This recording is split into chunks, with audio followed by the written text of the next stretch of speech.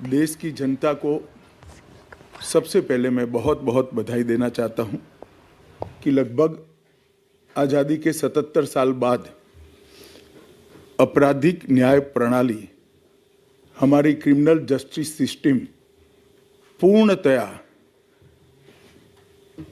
स्वदेशी हो रही है और भारतीय इथोस के आधार पर ये चलेगी।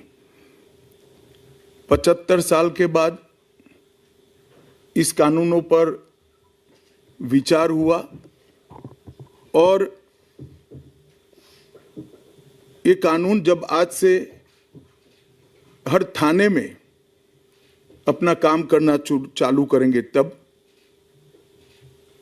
अंग्रेजों के बनाए हुए कानून निरस्त होकर भारत की संसद ने बनाए हुए कानून आएंगे। दंड की जगह न्याय लेगा, देरी की जगह स्पीडी ट्रायल और स्पीडी जस्टिस मिलेगा। और पहले सिर्फ पुलिस के अधिकारों की रक्षा की गई थी, अब पीड़ितों के अधिकारों की रक्षा और जो कंप्लेनेंट है इसके भी अधिकारों की रक्षा करने का काम होगा। तो एक नए नजरिए के साथ ये तीनों कानून आज सुबह से ही, मतलब कल मध्यरात्रि से काम करना शुरू किए हैं। अब इंडियन पिनल कोड, जिसको आईपीसी कहते थे, 1860 से जो कानून था, इसकी जगह बीएनएस भारतीय न्याय संहिता आएगी। क्रिमिनल प्रोसीजर कोड, जिसको सीआरपीसी कहते थे, जो 1898 से अमल में था, इसकी जगह भारतीय नागरिक सुरक्षा संहिता बीएनएस आएंगे। और इंडियन एविडेंस एक्ट 1872 से जो इस देश की क्रिमिनल जस्टिस सिस्टम को गवर्न करता था, इसकी जगह भारतीय साक्ष्य अधिनियम बीएसए लागू होगा। तो बीएनएस, बीएनएसएस और बीएसए के लागू होने से पूरी न्याय प्रणाली का आपराधिक कानूनों की पूर्णतया इसके अंदर हम कह सकते अब भारतीय आत्मा है। इसके ढेर सारे प्रावधान ऐसे किए गए हैं जिससे कई समूहों को फायदा होगा। कई सारी दफाएं जो अंग्रेजों के समय से विवाद में रही, इसको हटाकर आज के समय के अनुकूल धाराएं जोड़ी गई है। और कई सारी ऐसी चीजें जिससे भारतीय नागरिकों को परेशानी थी, इसको हटाकर नए प्रावधान किए गए हैं। सबसे पहले हमने इसमें हमारे संविधान के स्पिरिट के तहत दफाओं की और चैप्टर्स की प्रायोरिटी तय की है। सबसे पहली प्रायोरिटी महिलाओं और बच्चों के अपराध को दी गई है और मैं मानता हूं कि ये करने की बहुत समय से पहले जरूरत थी। एक पूरा अध्याय इसमें जोड़ा गया है जिसमें 35 धाराएं हैं और 13 प्रावधान हैं, जिसमें गैंग रेप के लिए अब 20 साल की सजा या तो कारावास, आजीवन कारावास, नाबालिग के साथ बलात्कार में मौत की सजा, झूठा वादा पहचान छिपाकर शोषण करने वालों के लिए भी अलग से अपराध बनाया गया है। पहले सुप्रीम कोर्ट के जजमेंट से चलता था। पीड़िता का बयान उसके घर पर महिला अधिकारियों की उपस्थिति में और अपने परिजनों की उपस्थिति में लेने का भी प्रावधान किया है। और इसके साथ साथ ऑनलाइन एफआईआर की व्यवस्था से भी ढेर सारी उत्पीड़न का सामना कर रही महिला एम्बरेसमेंट से बच पाएगी, ऐसा हमारा मानना है। सालों से देश भर में मॉब लिंचिंग के अपराध के लिए कानून में कोई प्रावधान नहीं था। प्रावधान करने की मांग होती थी। पहली बार मॉब लिंचिंग को परिभाषित किया गया है। नस्ल, जाति, समुदाय, लिंग, जन्म स्थान, भाषा और अन्य कारणों से जो मॉब लिंचिंग होता है, इसमें 7 वर्ष के कारावास से लेकर मृत्यु की सजा और आजीवन कारावास तक इसके अंदर जोड़ा गया है। तो एक बहुत बड़े समय से जो मांग थी वो पूरी होने जा रही हैं। रात 2 एक ऐसा कानून था जो अंग्रेजों ने अपने शासन की रक्षा के लिए बनाया था। चाहे महात्मा गांधी हो, चाहे तिलक महाराज हो, चाहे सरदार पटेल हो, सभी लोग यही कानून के तहत 6-6 साल की सजा काटे थे। इसी कानून के तहत केसरी पर प्रतिबंध लगाया गया था। वो अपने राज्य की सुरक्षा के लिए अंग्रेजों ने बनाया हुआ कानून था। राजद्रोह को हमने जड़ से समाप्त कर दिया है और देश विरोधी हरकतों के लिए नई धारा लेकर आए हैं। पहले सरकार के खिलाफ स्टेटमेंट देना गुनाह था, अब भारत की एकता और अखंडता को क्षतिग्रस्त करने के लिए ये कानून अमल में आएगा। तो आज़ादी के इतने सालों के बाद ये कानून में बदलाव हुआ है, जो एक बहुत बड़ा परिचायक है हमारे संविधान के स्पिरिट का। मैं आप सभी के सामने बड़े विश्वास के साथ कहता हूं कि ये तीनों कानूनों के पूर्ण स्पिरिट के साथ देश भर में लागू होने के बाद ये कानून सबसे आधुनिक न्याय प्रणाली का सर्जन करेंगे। टेक्नोलॉजी को हमने न केवल अपनाया है, आने वाले 50 सालों तक टेक्नोलॉजी में जो भी अनुसंधान होने की संभावनाएं हैं, ये सबको कानून के अंदर हमने व्याख्या के तौर पर समाहित किया है। जैसे आने वाले समय में भी जो अनुसंधान होंगे वो व्याख्यायित किए गए। ये विश्व की सबसे आधुनिक न्याय प्रणाली बनेगी, इसका मुझे विश्वास है। कंप्यूटराइजेशन की प्रक्रिया ऑलरेडी पूरी हो गई है। 99.9% थाने कंप्यूटराइज हो चुके हैं। ई रिकॉर्ड जनरेट करने की प्रक्रिया भी हमने 2019 से ही चालू कर दी थी। 0 FIR, ई FIR, चार्जशीट और जवाब, ये सभी डिजिटल होगा। किसी को बड़े बड़े जेरोक्स निकालकर करने की जरूरत नहीं है। 1 लाख पेज की चार्जशीट भी एक छोटे से पेन ड्राइव से जजेस के सामने जाएगी और पक्षकर्ताओं को दिए जाएगी। 90 दिन के अंदर इस कानून में पीड़ित को, जिन्होंने न्याय की गुहार की है, उनको अपने केस का प्रोग्रेस ऑटोमेटिकली ऑनलाइन भेजा जाएगा। हमने इसके अंदर 7 साल और उससे ज्यादा सजा वाले सभी गुना में फॉरेंसिक की टीम की विजिट को कंपलसरी कर फॉरेंसिक एविडेंस को कानूनी जामा पहनाने का काम किया है। मैं मानता हूं कि इससे बहुत फायदा होगा। दोष सिद्धि का प्रमाण हम बहुत आगे तक ले जा पाएंगे। साक्ष्यों की रिकॉर्डिंग और जांच पड़ताल में रिकॉर्डिंग की अनुमति दी है। वीडियोग्राफी को सर्च और सीजर के वक्त पर अनिवार्य किया है, जिससे किसी को फंसाने की कोई साजिश न हो पाए। ई बयान बलात्कार की पीड़िता का या छेड़खानी की पीड़िता का ई बयान को भी कानूनी माना गया है और कोर्ट में ऑडियो वीडियो के माध्यम से पेशी करने का भी प्रावधान हमने किया है। ई पेशी में गवाह, आरोपी, विशेषज्ञ और पीड़ित सभी को कानूनी जामा पहनाने का काम किया है।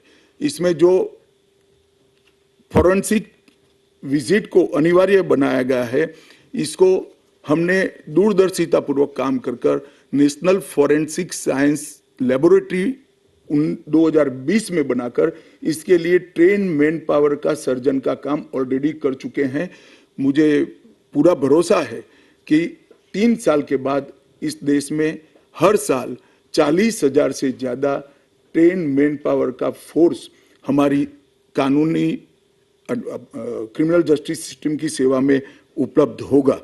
कन्विक्शन का रेशियो इसके माध्यम से 90% तक ले जाने का हमने प्रावधान किया है और फॉरेंसिक इंफ्रास्ट्रक्चर को बढ़ाने के लिए अभी हमारी कैबिनेट ने निर्णय किया है और 9 राज्यों में फॉरेंसिक साइंस यूनिवर्सिटी के कैंपस खोले जाएंगे और 6 सेंट्रल फॉरेंसिक लेबोरेटरीज को भी हमने करा है।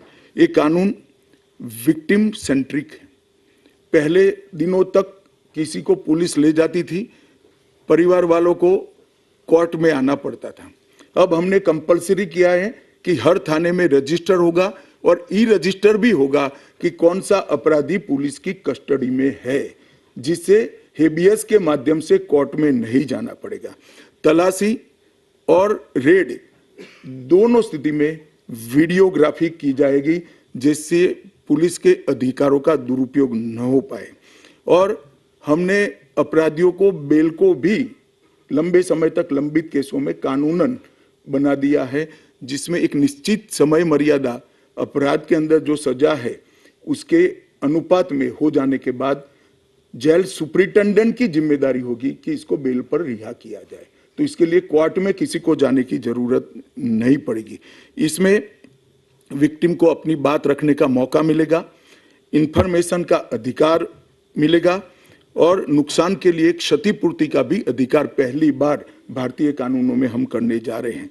0 एफआईआर, विक्टिम की एफआईआर की प्रति की निःशुल्क प्राप्ति और 90 दिन में जांच का रिपोर्ट देने से इससे बहुत बड़ा फायदा होगा। समय पर न्याय, लगभग 35 न्याय प्रणाली की 35 धाराओं में हमने समय मर्यादा निश्चित की है और ये टेक्निक के आधार पर प्रोसीडिंग्स होने के कारण भी समय पर न्याय मिलेगा।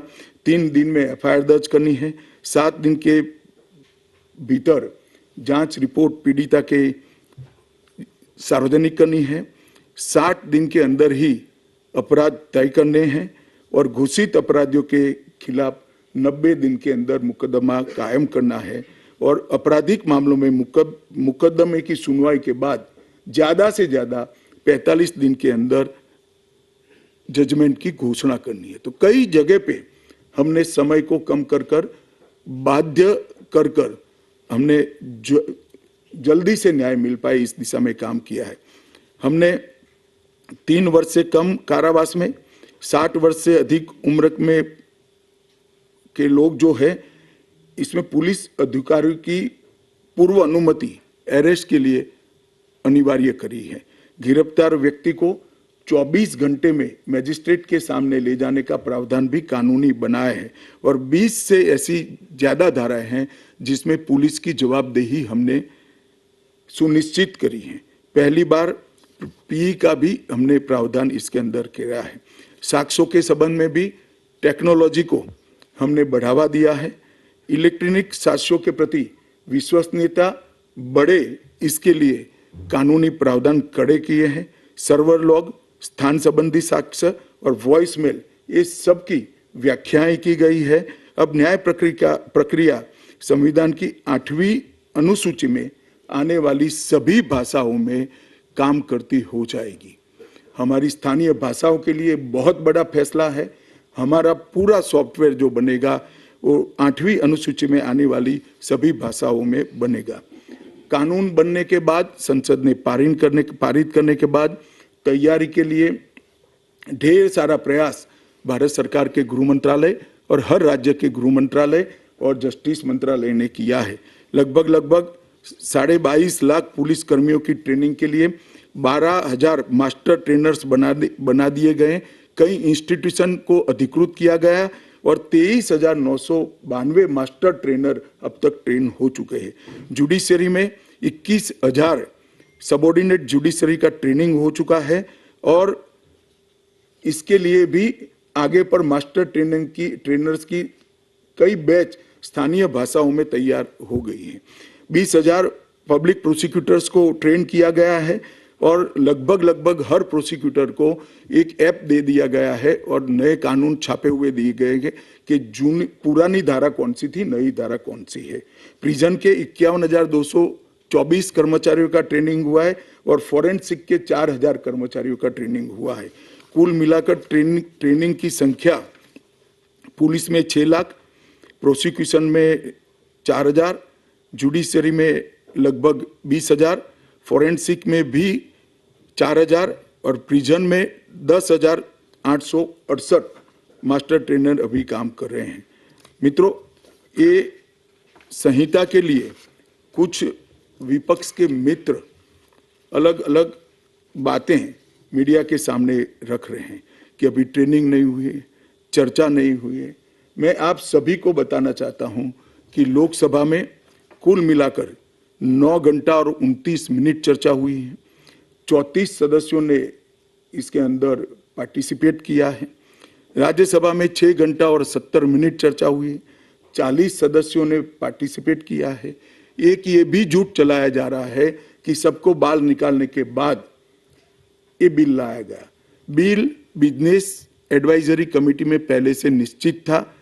मेरा ये स्पष्ट मानना है कि 14 तारीख से ही विपक्ष ने सदन का बहिष्कार करने जैसी हरकतें करी थी और शायद वो हिस्सा लेना नहीं चाहते थे। और दोनों सदनों में 14 तारीख में लोकसभा में 96 और राज्यसभा में 46 सदस्यों ने ऐसी हरकतें की जिससे पीठासीन अधिकारी उनको बाहर करने के लिए मजबूर हो जाए। फिर भी एक ऑप्शन था। ये बहुत बड़ा दूरगामी परिणाम लाने वाला कानून था। वो एक कानून के लिए स्पेशल अंदर आकर चर्चा में अपना मत रख सकते थे। इसके पहले भी मैंने 2020 में सभी सांसदों को पत्र लिखकर उनके सुझाव मांगे थे। सभी मुख्यमंत्रियों को पत्र लिखकर उनके सुझाव मांगे थे। सभी सुप्रीम कोर्ट के सम्मानीय न्यायाधीशों को पत्र लिखकर उनके सुझाव मांगे थे। सभी हाई कोर्ट के चीफ जस्टिस को पत्र लिखकर सुझाव मांगे थे। गृह सचिव जी ने सभी आईपीएस अफसरों से सुझाव मांगे थे। सभी कलेक्टर से सुझाव मांगे थे। और ये सब सुझाव मिल मिलाकर मैंने खुद अधिकारियों की बैठक को अलग करे तो मैंने खुद 158 बार इसकी मीमांसा कर बैठक कर विचार कर एक बिल बनाया। ये बिल को भी संसद ने ऐसे ही पारित नहीं किया है। गृह विभाग की समिति के पास ये बिल को भेजा गया। 2.5 महीना या तो 3 महीना इस पर विशद चर्चा हुई। सभी दल के सांसदों ने इसके अंदर हिस्सा लिया है, अपने सुझावों को रखा है। 4-5 पॉलिटिकल स्टाइल के सुझाव छोड़कर मैं दावे से कह सकता हूं हर सुझाव को समाहित कर 93 बदलाव कर बिल को फिर से कैबिनेट ने पारित किया और पारित करने के बाद सदन के सामने रखा गया है। इतने बड़े सदियों के बाद हो रहे सुधार को पॉलिटिकल कलर देना मैं मानता हूं ठीक नहीं है। मेरे तो सभी विपक्ष के साथियों से विनती है, पॉलिटिक्स करने के ढेर सारे मुद्दे हैं, आराम से करिए पॉलिटिक्स, कोई चिंता नहीं है, हम भी जवाब देंगे। मगर ये कानून देश के 140 करोड़ नागरिकों को संविधान का जो स्पिरिट है, न्याय और आत्मसम्मान, वो समय पर दिलाने की एक एक्सरसाइज है। तो आप सभी लोग इसमें कोऑपरेट करिए। और मैं मानता हूं कि जिसको भी कुछ कहना है, मेरा दफ्तर हमेशा खुला है, मैं अवेलेबल हूं। मिलने से पहले रोड पर जाना मैं मानता हूं ठीक नहीं है। चर्चा करनी चाहिए, कुछ भी हो बात करनी चाहिए। और मेरा स्पष्ट मत है जो मैं आज बेबाक तरीके से आप लोगों के सामने रखना चाहता हूं। रिकॉर्ड के आधार पर कह सकता हूं मैं, भारत के आजादी के बाद किसी भी कानून पारित कराने के लिए इतनी लंबी चर्चा का प्रोसेस नहीं हुआ है। ये मैं रिकॉर्ड पर कहने के लिए तैयार हूं। 4 साल तक इस कानून पर विचार हुआ। और अगर आपको अभी भी कुछ कहना है तो आप जरूर आइए, मैं सुनने के लिए तैयार हूं। मगर कृपया इस कानून को पब्लिक तक इसकी सेवा करने देने का मौका देना चाहिए। समय पर न्याय मिलेगा तो देश का भला होगा। संविधान की सुरक्षा और आत्मसम्मान की भावनाओं को नागरिक प्राप्त कर पाएंगे तो देश का भला होगा।